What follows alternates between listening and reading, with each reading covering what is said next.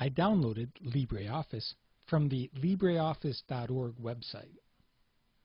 On their home page, I clicked Download LibreOffice, and I'm running Windows 7 64-bit.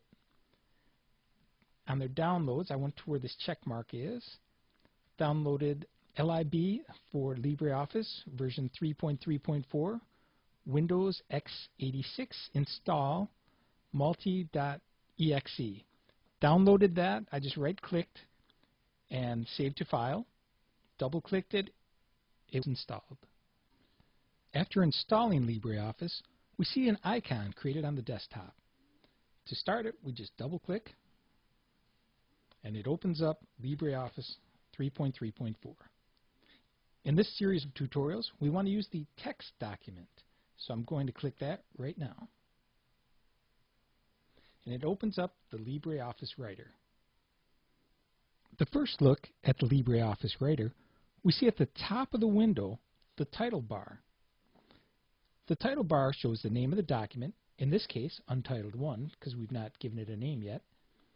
And then on the right side of the title bar, we have our minimize, maximize, and close out the window. Below the title bar, we have the menu bar, which has commands and features in drop-downs that we'll be using throughout this tutorial series. Below the menu bar are the toolbars. Toolbars are often shortcut buttons to commands and features used most often in the menu bar commands. We can turn off and turn on the toolbars by going into View, Toolbars. I'm going to turn off the Find, which was right here. We'll see that come back when I turn it back on with View, Toolbars, and I'll click the Find back on.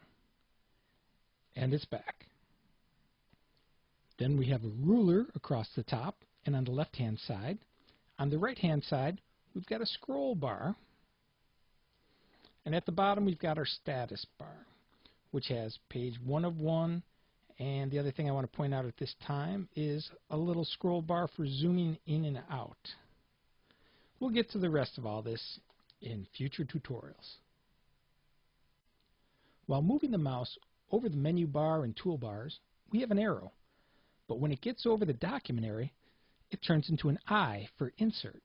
When I click in the document area, we see a cursor flashing. That's where I'm going to insert my text.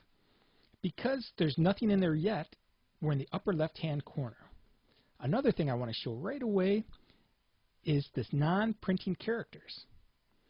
If I click that on, it shows this funny-looking character. That means end of paragraph. All of the LibreOffice Writer documents are going to end with an end of paragraph character. So I have that on there. I'm going to turn that off. Every time I click I, it's only right at the upper left-hand corner. We must start all text there. So this, is some sample text. Now I can click anywhere in my text and the marker, the insert goes there. And that's a first look at the LibreOffice Writer.